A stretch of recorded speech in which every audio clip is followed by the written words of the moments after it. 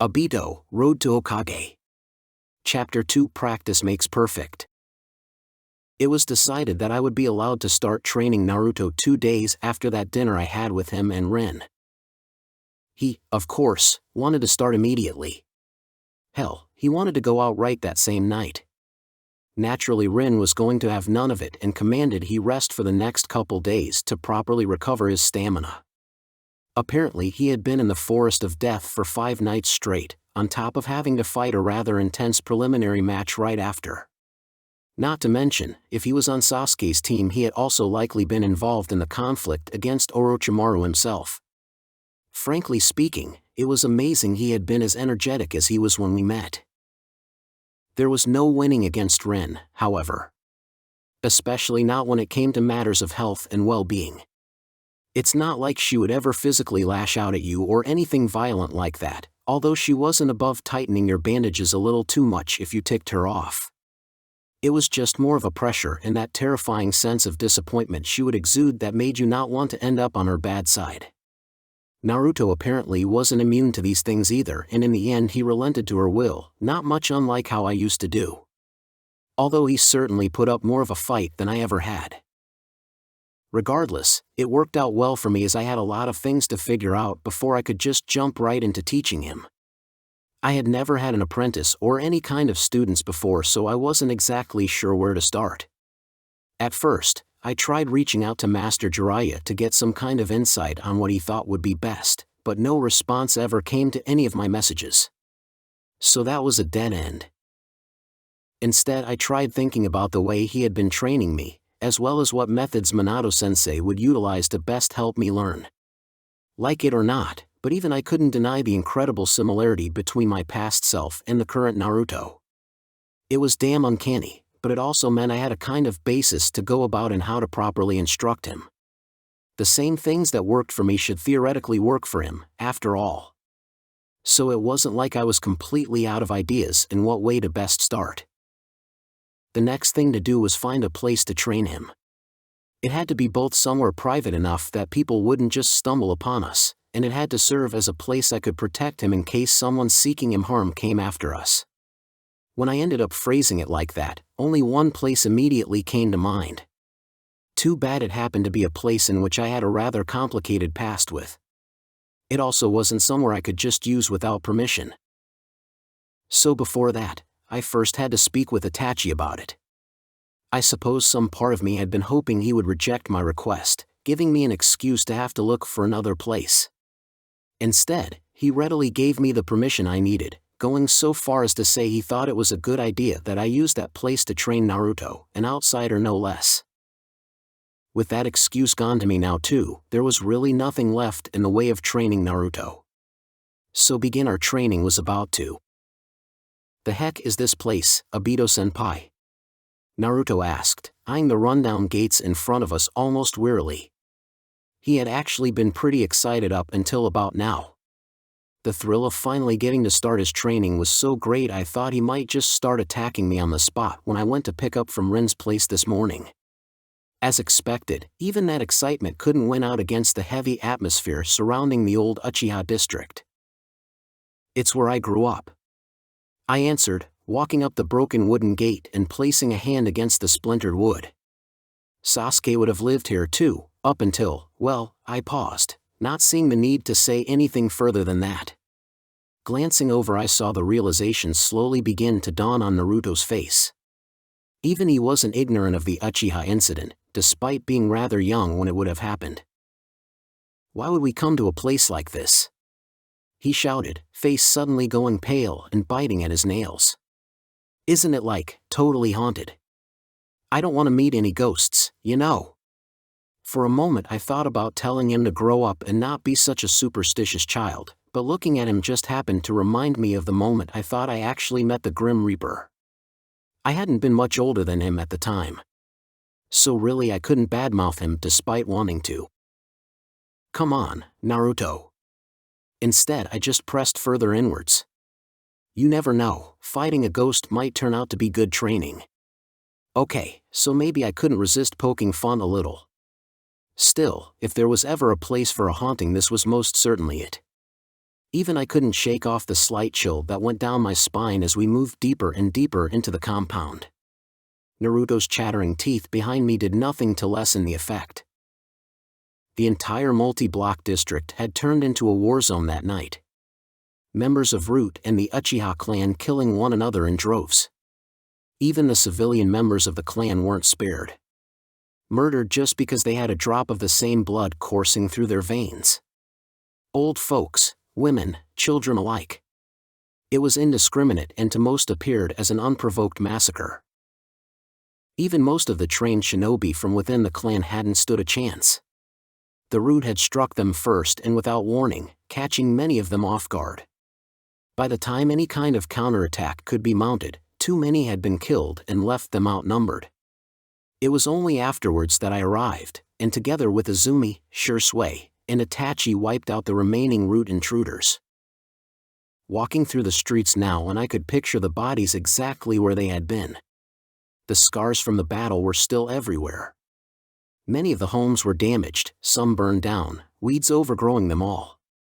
If you looked inside the still-standing structures, you could see discarded weapons left over from the conflict and pitch-black stains that had once been spilled blood of the innocent. Even after all this time it was still there. The district had been closed down after the attack and no one ever came here anymore, leaving it in the exact same state it had been, only the elements themselves altering things ever so slightly over time. For the most part one just tried to keep my eyes forward, not looking at any of the things around me. As I had been afraid of, the complicated memories here were still too fresh. This had been the final nail in the coffin for me and my dream of one day becoming Hokage. Not long after was when I went on my trip with Master Jiraiya. My pace hastened, just trying to get us out from the living quarters for the time being. An act Naruto seemed to appreciate as he kept just behind me, one hand having gripped the hem of my jacket. Finally we reached my intended destination. The Uchiha district had been split into what you would call two halves.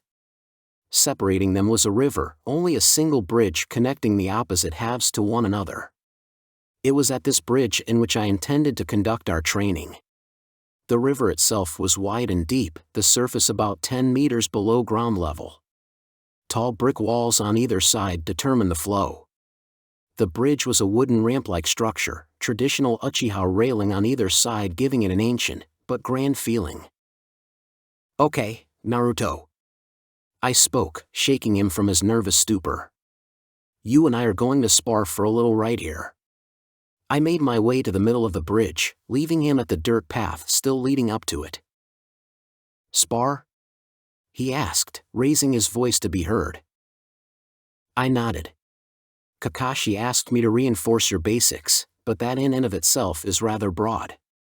To better understand exactly what it is you're lagging behind in, I need to assess you for myself.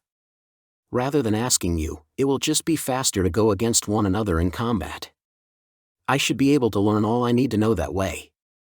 Once I was standing in the middle of the bridge I unzipped my blue jacket halfway down, exposing the chainmail fishnet of my under armor.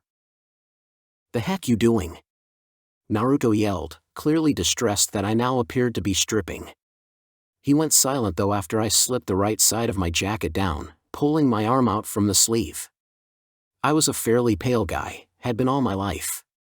The natural color of my skin though could never possibly be compared to the pure snow white of the artificial flesh composing my entire right torso and arm. "I'm just preparing my jutsu is all, no need to worry." I flashed through 3 quick seals, holding my hands in the snake seal position as I unleashed the jutsu. Moku Bunshin no Jutsu. From the white flesh of my arm, wood suddenly sprouted and grew off of me. In a matter of seconds it took the shape of me, forming a perfect clone that even took my color before detaching completely. It stood by my side, placing a hand on his hip and smirking at me. "Whoa! That's awesome, a wood clone." Naruto started jumping around, eyes practically sparkling. "Teach it to me, teach it to me. I so want to be able to make wood clones too." My clone and I each shook our heads simultaneously. "Unfortunately for you, I'm the only shinobi in the village able to use the wood style after the first Hokage himself. I said, rolling the shoulder from which the wood had just come from for emphasis. You could think of it as a consolation for being cursed with this flesh. Maybe it was a little bit of an exaggeration to refer to the hunk of cells keeping me alive as cursed, but when I thought about where it came from, it was hard not to speak about it as such. No kidding? Naruto tried to look like it didn't bother him too much, putting his hands behind his head and kicking at the dirt on the road. Whatever, I didn't really want to learn it anyways. Anyone can make a clone or two, doesn't really have to be wood.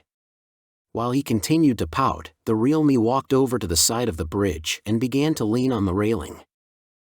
Whenever you're ready, Naruto, you can attack my clone at any time.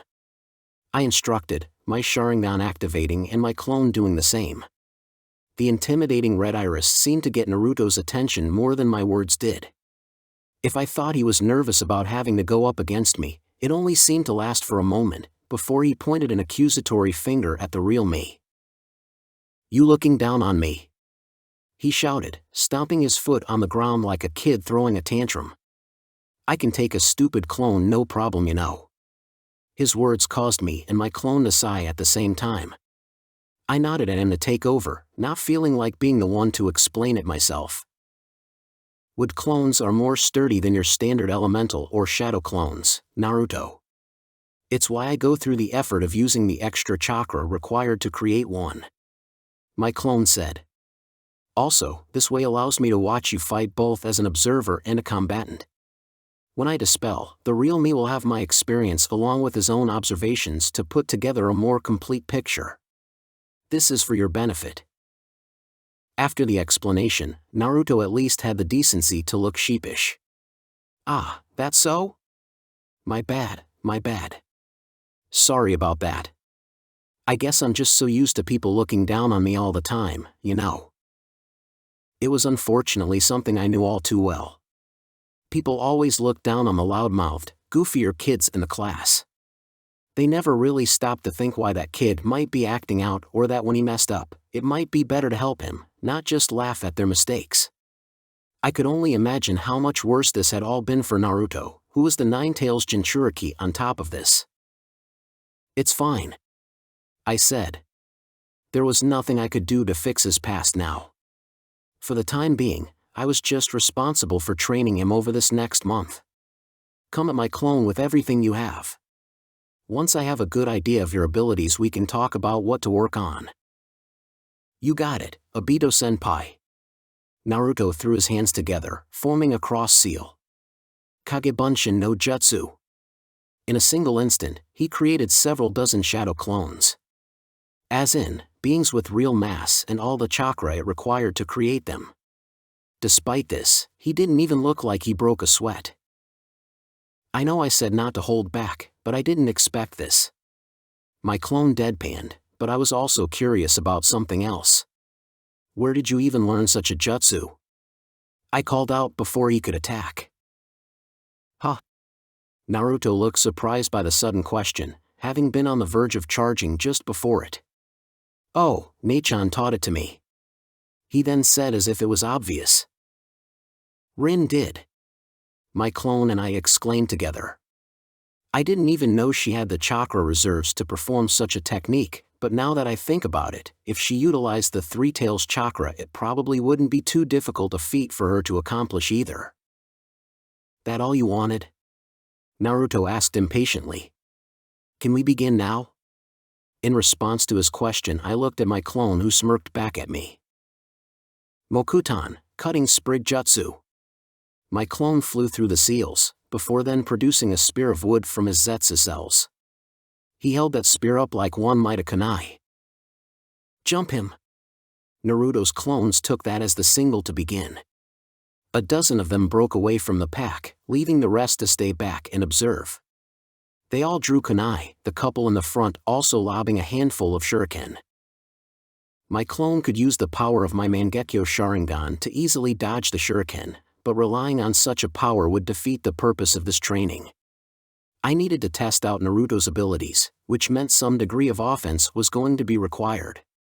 And showing that ability too early might change the way Naruto tried to handle the fight, which was no good either. For now it was important to gauge how he fought a standard foe. Several metallic clangs rang out, my clone deflecting the shuriken by slapping at them with the wood spear. The shuriken hung suspended in the air for several seconds, before quickly being snatched up and put in his jacket pockets. The dozen or so Naruto clones were on my own clone in the next instant. Most of them fanned out to the sides, moving to encircle him. The Naruto most in front ducked down, allowing the two behind him to jump off his back and also gain aerial advantage. They were looking to overrun me by attacking simultaneously from all sides. It was a good strategy normally. It wasn't going to work against my Sharingan, however. The two Narutos in the air threw their kunai just as the one in front jabbed at him with his. My clone was able to read all the tension in every muscle of Naruto's body, knowing how he was going to move seconds before he did. Not just one clone, but all of them at once. He caught the forwardmost Naruto by the wrist, hoisting his body up and above his head all in one fluid motion. The kunai from above impaled the clone in the back, popping him out of existence. My clone then jumped in the air, flipping upside down and kicking the kunai back to their owners. 2 more pops signaled the end of their durability, dispersing into whiffs of remnant chakra. 6 more Narutos had closed in around him from all sides, my clone still upside down and apparently without means to counterattack. At least that must be what Naruto thought. It wasn't much for my clone to spin while in midair, brandishing the wooden spear to slice at the throat of every Naruto in range. 6 more pops of smoke and 6 more Narutos were gone. At the last possible second my clone flipped once again, landing in a crouch. Only 3 of the initial charging group were left now. They had stopped running the moment their brethren fell, keeping just out of range of my clone and his spear. "What's the matter?" my clone asked, rising up to his full height. "Would it make you feel better if I don't use this?" He buried the tip of the wood spear into the bridge and took several threatening steps forward unarmed. One of the Narutos gave a feral growl. "Don't underestimate me," they shouted in unison, leaping forward and stabbing at me. The next attack happened so fast, I wouldn't have even seen my clone's arm move if not for the Sharingan. He struck all 3 Narutos in the chin with a swift but efficient uppercut, popping them before they even realized they had been hit. "You bastard!" The moment they were gone and the next group of clones charged him. My clone ran through several seals as they charged, before then pulling out the stolen shuriken from earlier. Katan, Fire Flower Jutsu. He held the tiny blades to his mouth, inhaling and blowing the shuriken from his hand. A dozen blazing balls of molten steel spread out and barraged the clones, disintegrating all of the charging members. "You gotta be freaking kidding me!" several clones yelled. This time the final wave charged him. "That's my line, damn it!" my clone cursed. He grabbed the wooden spear still stuck in the bridge and started to sprint towards me. With a chakra-enhanced leap he flew over my head and off the side of the bridge, tumbling down towards the river's surface below. "He's getting away!" Half a dozen of the clones jumped after him, every single one of them plummeting into the water with loud splashes. When the water settled, all but one of them was gone. No doubt the original. My clone and I simply stared, even the remaining Narutos too stunned to say anything. I had assumed when they jumped after him so confidently they would be capable of sticking their feet to the water's surface using chakra. Like in the same way my clone was doing now, standing atop it as if it was solid ground. To think he wasn't even capable of that yet. My clone hoisted the original Naruto out of the water before jumping back onto the bridge with him in tow. He dumped Naruto unceremoniously onto the bridge, the both of them silent the whole time. My clone didn't say another word, silently walking up to me before merging back into the Zetsu cells of my right side. So, I couldn't take the awkward silence anymore. It was downright unnatural for Naruto to be sitting so still without making any sound. He refused to look at me, just silently dripping wet all over the bridge. What happened just now? If you don't know how to do the water walk yet you didn't need to try and bluff your way through it. It's part of the basics so I can teach it to you. I can water walk, damn it. the usual Naruto returned with gusto, flailing his arms and stamping his feet while maintaining the sitting position. Kakashi Sensei taught me on my last mission to the Land of Waves. Then what the heck was that? I asked, pointing down to the river below. Because you gotta know that after you do something like that, it looks to me like you very clearly can't water walk at all. I don't know, alright. Naruto huffed, crossing his arms and looking away from me again. Lately it feels like my chakra is acting all funny. Every time I try to mold chakra it ends up going wrong. Either too much leaks out, or I can't form enough to even stand on water. That was odd. He created clones just fine. Then again, what if the number he had created hadn't matched the number he had intended? It would have been just like him to bluff his way through that. This meant, Naruto, show me the seal holding the nine-tailed fox. I demanded, following my hunch. Naruto looked surprised for a moment and I thought he might question how I knew about the seal. Even he seemed to be able to put together that as a former subordinate of his father, I would know about it, and so he began to comply with my request. In fact, he seemed only too happy to unzip his sopping wet orange jacket, discarding the soaked material to the side. With his top completely removed and torso bare, he stood up and then formed the ram seal, molding chakra in order to get the seal to appear. In a matter of seconds a tattoo-like spiral pattern formed around his navel. The complexity of it was magnificent. Even a seal novice like myself could only marvel at the skill that must have been necessary to create a complicated double tetragram such as this. What's more, Minato-sensei had done it on the fly, having to seal the rampaging fox inside his just-born son. Your father really was something else. I couldn't help but say out loud. Even now, and it felt like I was leagues behind him in almost every way. And he'd been dead for over a decade. Right. Naruto giggled at my unintended praise, smirking from ear to ear. He really was proud of his father, a man he had never even met but only heard tales about growing up from Rin. His smile was infectious, as I felt myself beginning to grin alongside him. Until a second seal appeared over the first, causing my freshly formed smile to slip into a concerned frown. What's this? I asked, although mostly rhetorically. I could tell what it was even without being told. There was a second, five-pronged seal placed over top the first. Minato-sensei had originally designed the seal to allow the fox's chakra to leak out naturally, merging with Naruto's chakra and making it into his own. That was the most brilliant part about it. But having placed this odd-numbered seal over top Minato-sensei's even-numbered seal was causing the chakra to mix unevenly. Again, I was just a beginner when it came to seals, and even I knew this was a no-go. As it was a miracle Naruto could perform any jutsu at all. Naruto craned his neck, attempting to get a better look at what it was I was suddenly so concerned about. Ah, that! He suddenly yelled, startling me. You mean to tell me he knew what this was? More importantly, where it came from and who put it there in the first place. The other day I met this weird snake lady in the forest. Now that I think about it, she did poke me with some kinda weird jutsu, but I hadn't realized dash. His words cut abruptly, likely not knowing the proper terminology to complete that thought. Damn it. I mumbled under my breath, just quietly enough that Naruto couldn't hear. Turns out Itachi had been right to get me involved directly with Naruto. By weird snake lady, Naruto could only be referring to one person. While it was true Orochimaru was traditionally a man, I don't think things such as gender norms could accurately be applied to him anymore. Now the question was, had he been targeting Naruto from the beginning, or had he merely been a nuisance in the way of getting to Sasuke? The simplicity of this five-pronged seal would imply the latter. If I had to guess, the only purpose of it would have been to stop Ninetail's chakra from leaking out and being used against him in combat.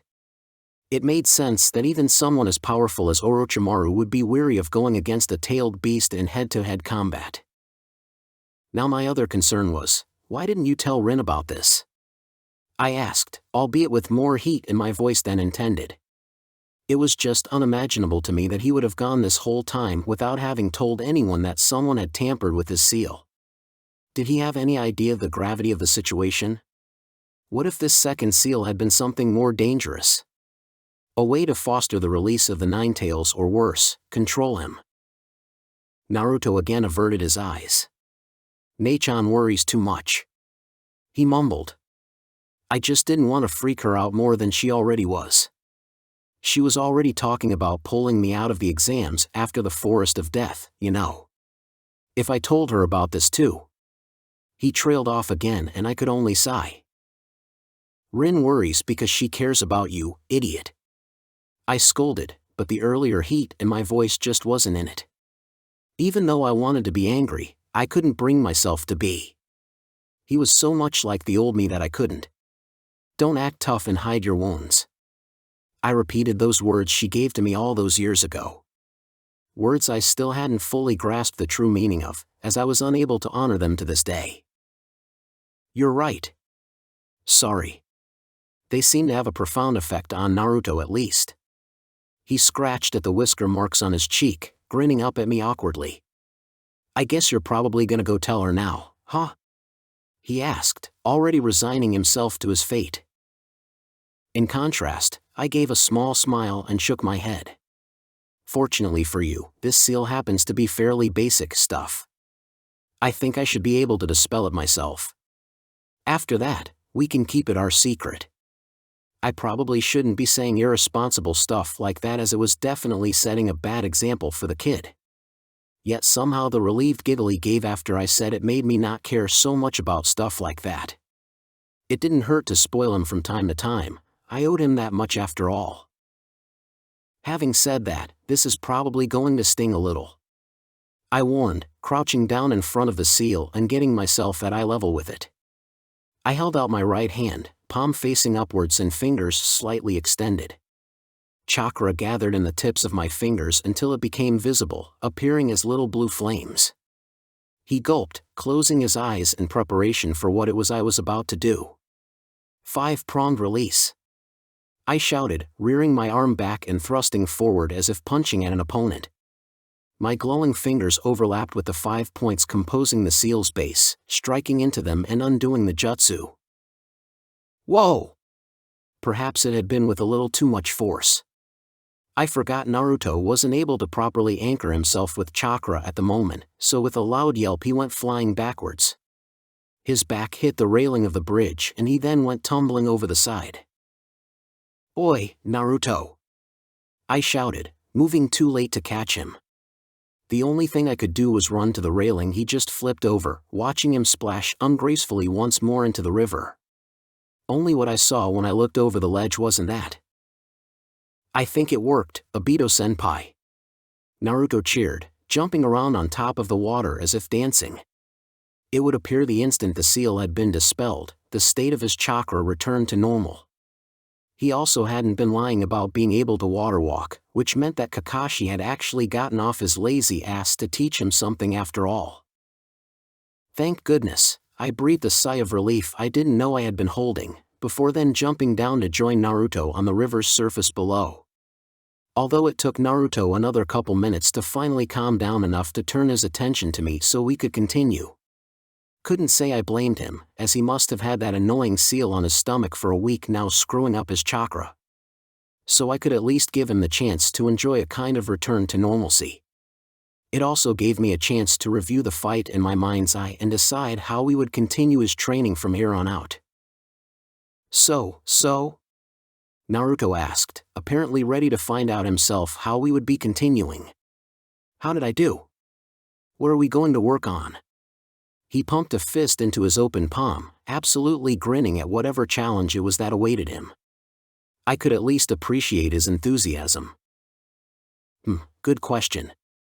I nodded several times, still considering how to go about this. For starters, I think your taijutsu could use a little shaping up. There's not really much of a style you employ, although you do coordinate well with your clones.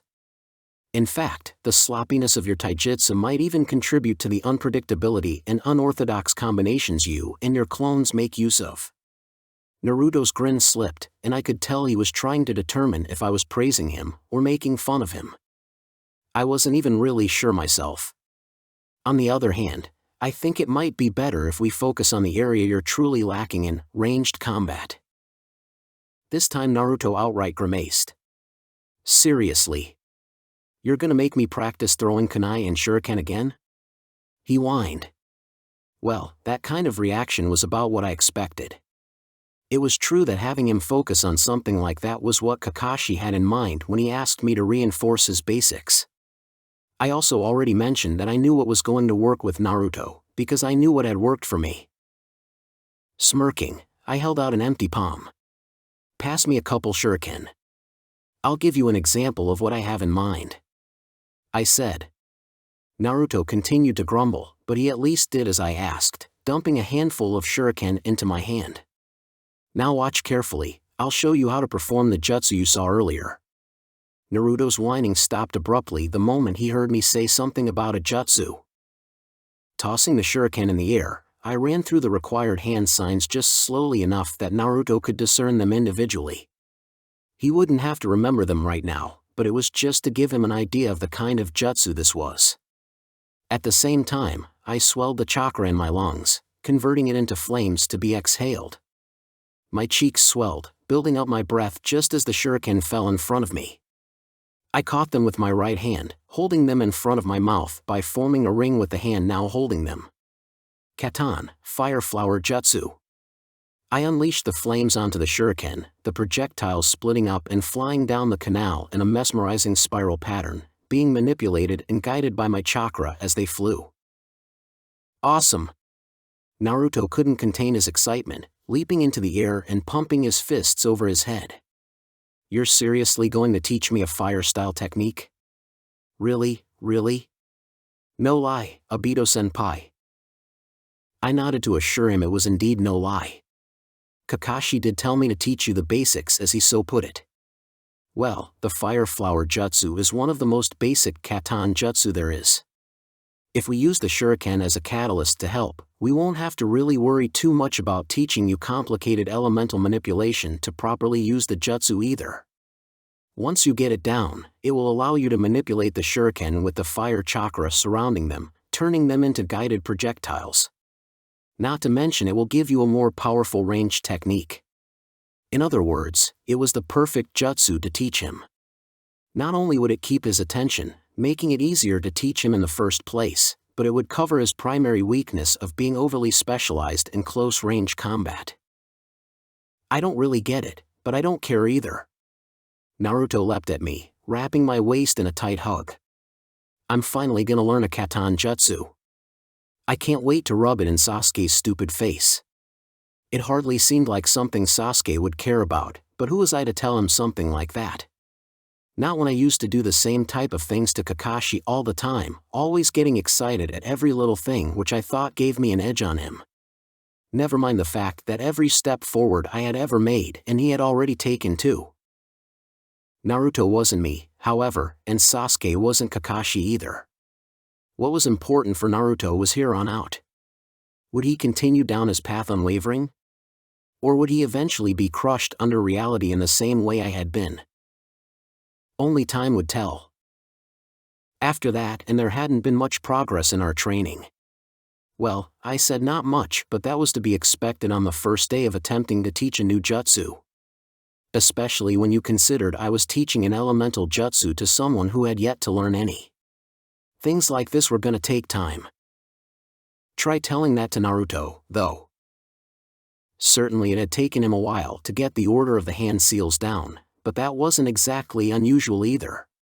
Never mind getting to the more complicated stuff such as nature manipulation or building chakra in your lungs.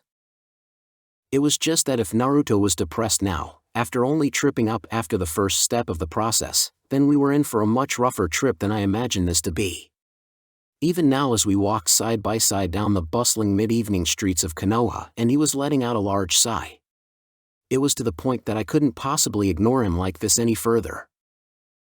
I've told you already that it's fine, I said, glancing down at him out of the corner of my eye. We still have most of the month to get the jutsu down. Besides, this is also helping you get down proper hand seals. That's kind of like reinforcing the basics too, when you think about. Kakashi will be pleased to hear about how much progress you made with that alone. It wasn't like anything I said was a lie. The basics were technically what we were supposed to be working on anyways, so this was really as good a start as any. I get it already, you know. Naruto grumbled in such a way it wasn't convincing anybody. Damn it, there was no way I could let Rin see him like this. She was going to wonder what the hell kinda lousy teacher I was at this rate. I needed something to cheer him up, but I didn't know him well enough to know what he liked. All the same, if I was feeling down when I was a kid, I knew one thing Minato Sensei would always do that would brighten me right up. I'll tell you what, I said, refusing to look at him now and instead glancing at the crowds around us. Most people gave the two of us a wide berth, but I couldn't tell if it was because they recognized him as a Jinchuriki or because the sight of my face put them off. Either way, he and I made quite the pair. To commemorate our first day of training together, how about I treat you to your favorite meal? Anything you want, it's on me. Really? It was like a switch had been flipped. 1 second Naruto was lagging a couple steps behind me, eyes cast continuously downwards. The next and he was in front, dragging me along by the sleeve of my jacket. Ichiraku Ramen, here I come. He whooped. If I didn't know any better, I would say I had just been played. This little brat was only acting so down in order to wring a free meal out of me. Clever little bastard. The small ramen stand Naruto dragged me to wasn't an unfamiliar one either. It had been an establishment for as long as I could remember, Minato Sensei bringing us here as a team from time to time. No doubt it was Rin who introduced Naruto to this place. Welcome. The stall owner called as Naruto and I entered, pushing past the flaps to get to the single interior counter of the stall. Ah, why if it isn't Naruto? Apparently my pupil was a regular here. The old man's smile a welcome change to the usual glares and odd looks sent in our general direction. Naruto began ordering before we even took our seats, listing off a mountain-sized list of toppings all in one breath. I would have chided him for making an order that was almost definitely going to take time to prepare and thus cause problems for other customers, but there was only one other person sitting at the counter at this time. Naruto didn't even appear to notice him, beginning to take the seat to his left before I stopped him. Guiding Naruto by the shoulder, I moved him a single seat over, before then taking the seat Naruto had just been going to for myself.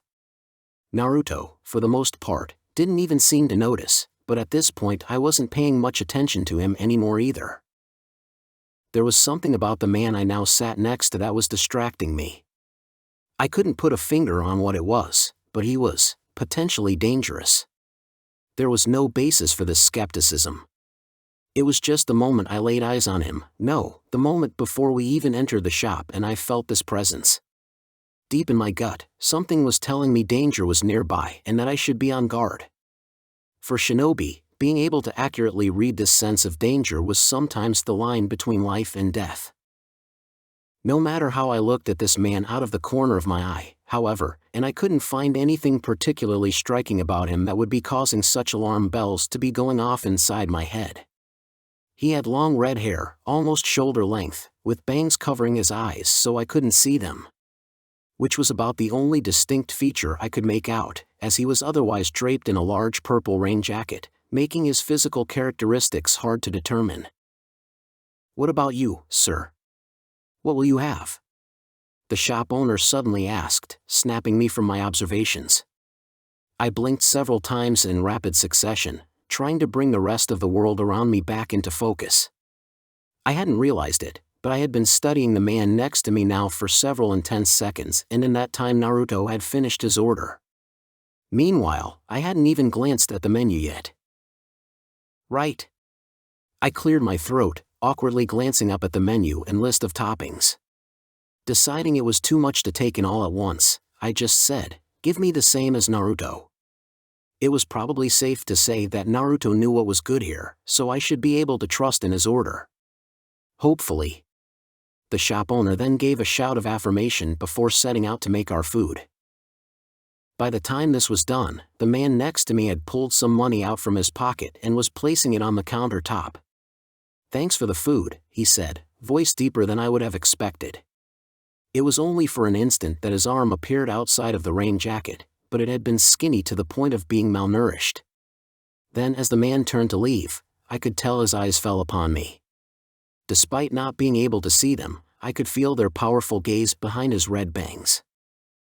He knew. The fact that I was studying him hadn't escaped his notice, despite having become an expert at discreetly observing others under the tutelage of Master Jiraiya. He said nothing to me, however, and I was incapable of calling out to him to stop. As he turned to leave though, I managed to catch one other detail beneath his rain jacket, a mark of the hidden rain village wrapped around his neck.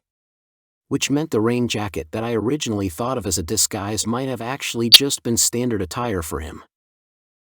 That was as far as my observations were able to go, the man disappearing out and into the crowd a second later. My body turned in the stool as if having a mind of its own, making to follow him. Something inside of me was telling me not to let him go. If I didn't confront him now, it would be disastrous later. Say. Listen to this, I am Ne-san. Naruto's voice snapped me back to reality. I couldn't just go running after some possibly imaginary disaster. Not with Naruto right next to me, the one I was supposed to be watching over and protecting. Thankfully he was always such a loudmouth, or I might have made a mistake just now. Guess what Obito-senpai is teaching me? A katan jutsu, you know. He didn't even give them a chance to guess, too excited to spit it out and let the whole world know he was soon going to be breathing fireballs. That sounds kinda dangerous, doesn't it? The stall owner's daughter asked, glancing over at me with concerned eyes. Although she wasn't able to maintain the gaze for long, flinching after getting a good look at my scars. Not that I could say I blamed her for flinching or for her words. Probably anyone would agree that Naruto and fire didn't exactly mix well and was just a recipe for disaster waiting to happen. Even I couldn't guarantee this didn't backfire spectacularly. You worry too much. Of course Naruto didn't see it that way, waving off any concerns they had. Obito-senpai recognizes that I got the talent for it. He grinned at me, eyes shining in such a way that it made my stomach drop. Because I knew what he was going to say next. Obito-senpai is like me, you know. He's probably gonna become the 5th Hokage. And when he does that makes me a student of the Hokage, so I think I can handle a katan jutsu or two, you know. I hated being right. Just why in the world would he say it like that? As if it wasn't bad enough that it wasn't true, but he had no idea the kind of position he was putting me in. Building me up to be this inspiration inside his mind, when all I was going to wind up doing was disappointing him. That is impressive. The stall owner meanwhile let out a big belly laugh. 2 future Hokages sitting right in front of me. Now it even extended to this guy, damn it. Alright, order up. Fortunately for me, no further conversation could be had as 2 ramen bowls with miniature mountains made of toppings were placed in front of us. In a way it was a blessing, the massive amount of food served to shut Naruto up for several minutes as he once again inhaled it like a vacuum cleaner. I would also admit it, but it was damn good. It wasn't Rin's homemade cooking, but it was probably the next closest thing in terms of deliciousness. Finishing our food, the 2 of us thankfully managed to leave without any more talk about the Hokage arising. As we exited the stall, calling our thanks for the food, a familiar voice also called to us from the street. Ah! Obito, Naruto, I knew I might find you 2 here. Rin ran up to the 2 of us through the crowd, that same world-illuminating beautiful smile on her face as always. Ne-chan. Naruto grinned back at her, holding out a peace sign as she approached. I did so good today, Obito-senpai told me I could have anything I wanted to eat. He said. As I recalled, that was in no way how that conversation went. Rather, I remember him sulking up until I offered to buy him something in order to cheer him up. Of course, I wasn't about to call him out on his lie. It would just be too much of a headache. That so? Rin asked, rubbing his head affectionately before turning her attention to me. Sorry about your wallet, he didn't order too much did he? If you want, I'll pay you back for however much his portion was. It had been rather pricey, considering it was just ramen. Although I'm pretty sure he got every single topping they had and then doubled it. Which is unfortunately the same thing I ordered, not knowing what I was getting myself into. It's fine. I shook my head at her offer all the same.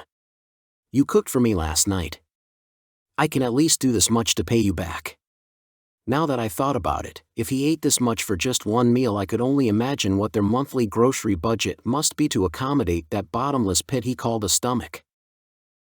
You don't need to be considerate about things like that, Rin said, completely missing the irony that she also just offered to pay me back.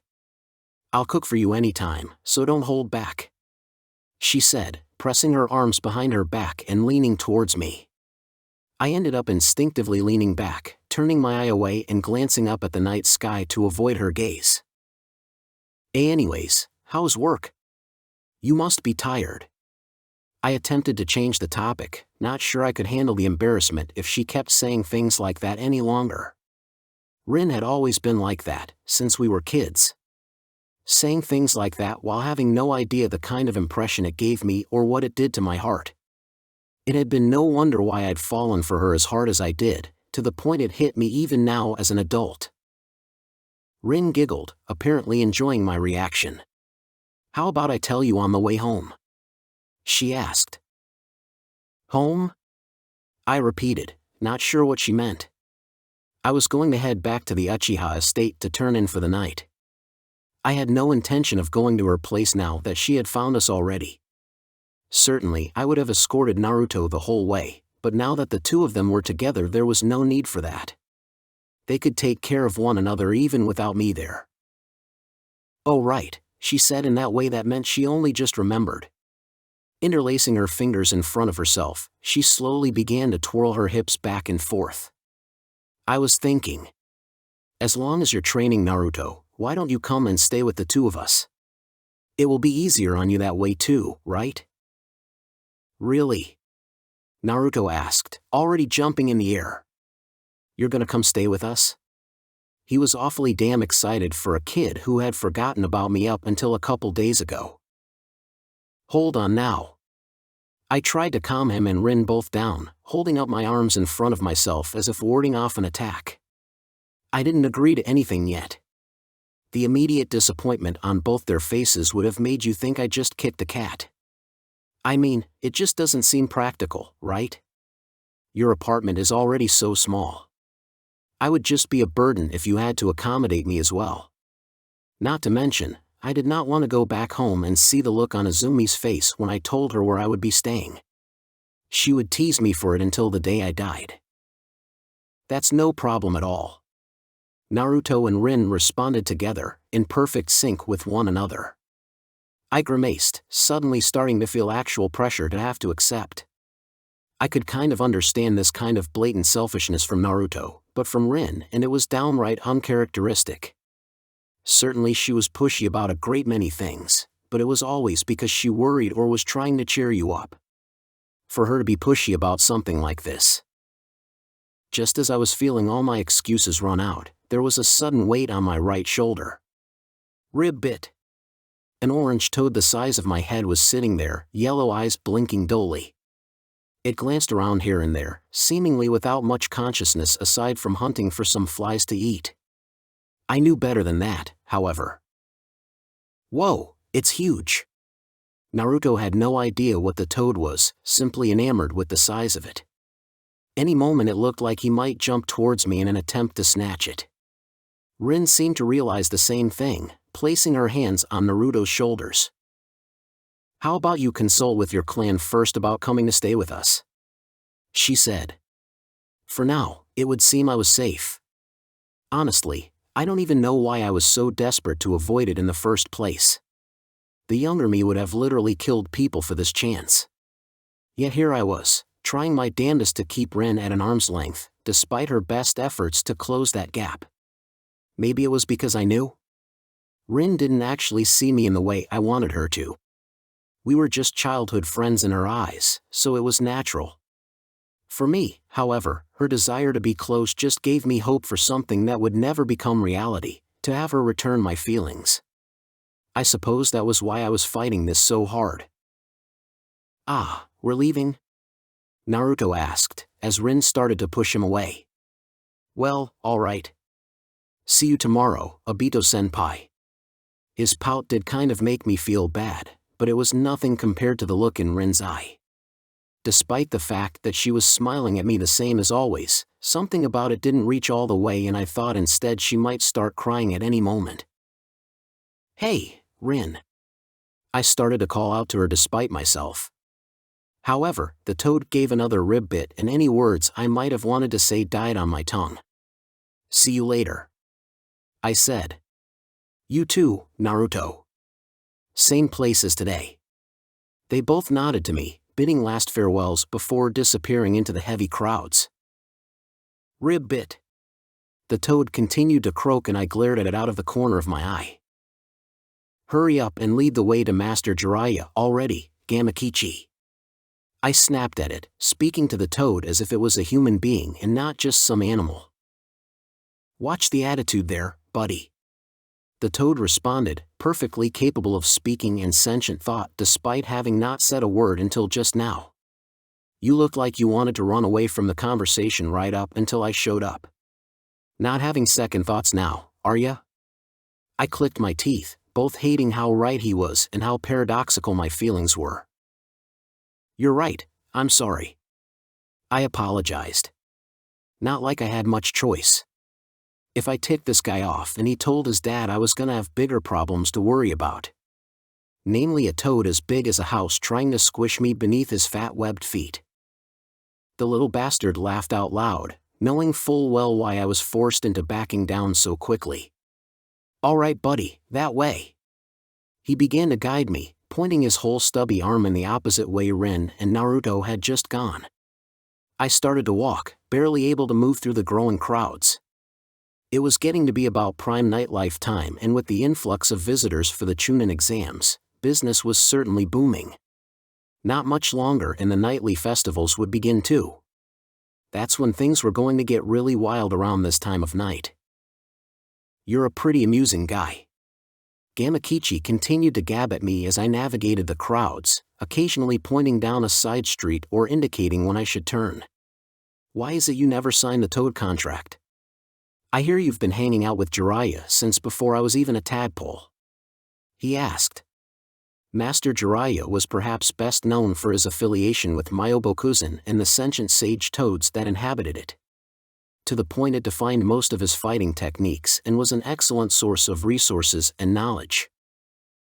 It was also why Minato-sensei, Jiraiya's pupil before me, had formed a contract with them. He had also been capable of summoning them to his aid whenever the task at hand required a bigger solution. For example, Gamakichi's father, Gamabunta, had been there to assist in the fight against the Nine Tails over a decade ago. So it seemed only natural that I would also enter into a contract with them, just like my sensei and master had done. I don't really understand the specifics myself, I answered as best I could. But according to Fukasaku-sama, there is some bad blood between Myobokuzan and my clan. Something about a fight long ago between the sages of the past and Sharingan warriors looking to take their power. It was ancient history, so old there weren't even reliable records about it anymore. Some grudges transcended such things, and despite having no problem with me personally, my family name was enough reason to deny contracting with. My master had tried sticking up for me, but even he couldn't go against the word of his own master, the old toad sage, Fukasaku. Despite not having a contract with them, however, it was still impertinent that I have a kind of relationship with the toads as a pupil of Jiraiya's. So I had come to be on a friendly basis with a great number of them over the past few years. That so? Gamakichi asked, apparently not too interested despite it having been his question. Anyways, here we are. I stopped outside a corner bar, the entire place just a single counter you would stand in front of to order your drinks. Located among the patrons and predictably flirting quite loudly with the nearest woman available was my master. Tell Jiraiya I said bye. Gamakichi then disappeared in a puff of smoke, not even waiting for my reply. Oh, Obito. Over here. Jiraiya took notice of me not even a second later, waving me towards him. I saved you a spot. He patted the counter to his right, a gap just small enough for a single person to squeeze in.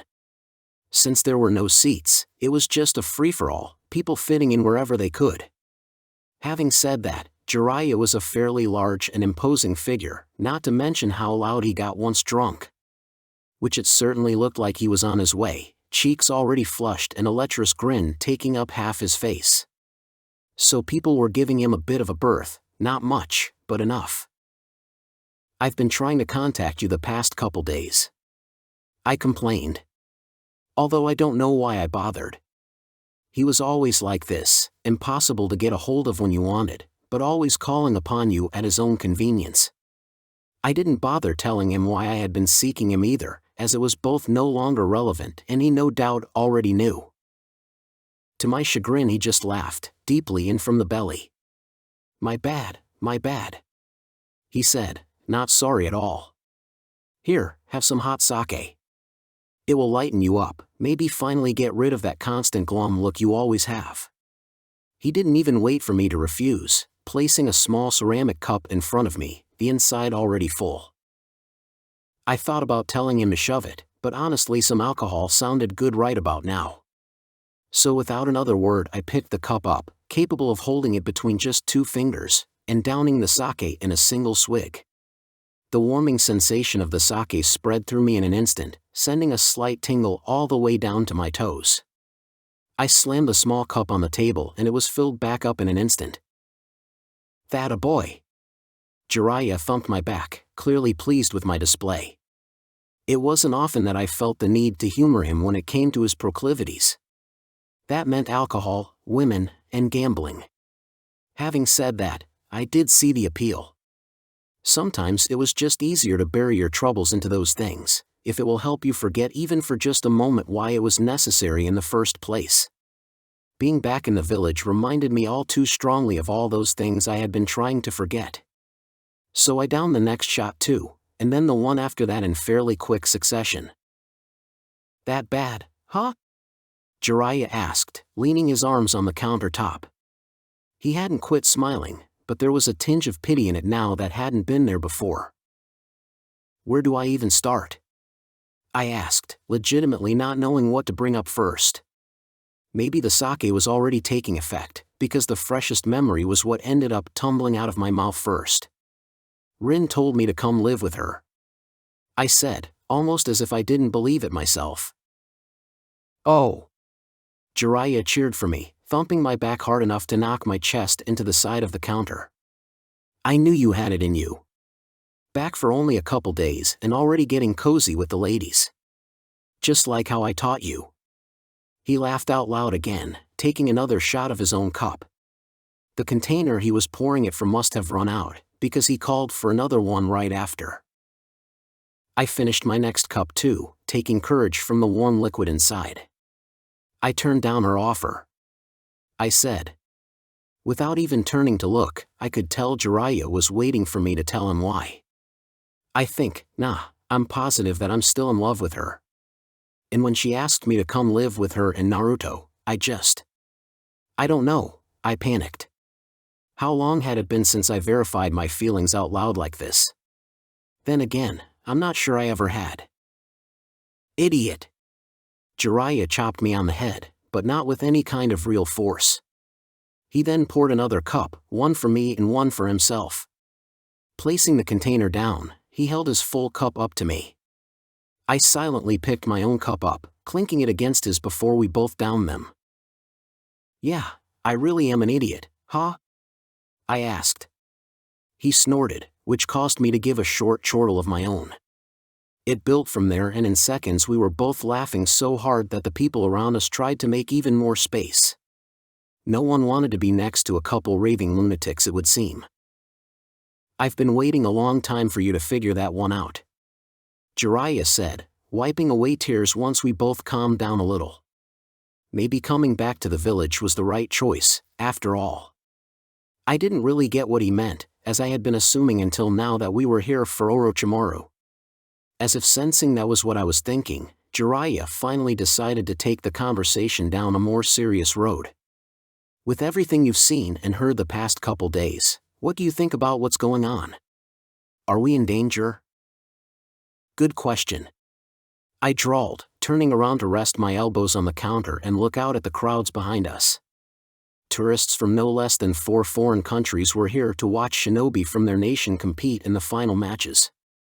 Not just tourists, but supposedly allied ninja and who was to say what others, all intermingling in this festive atmosphere. On the surface, everything seems to be fine. Certainly hectic, but not anything to worry about. Yet at the same time, I thought about all the things I had seen and heard since coming back.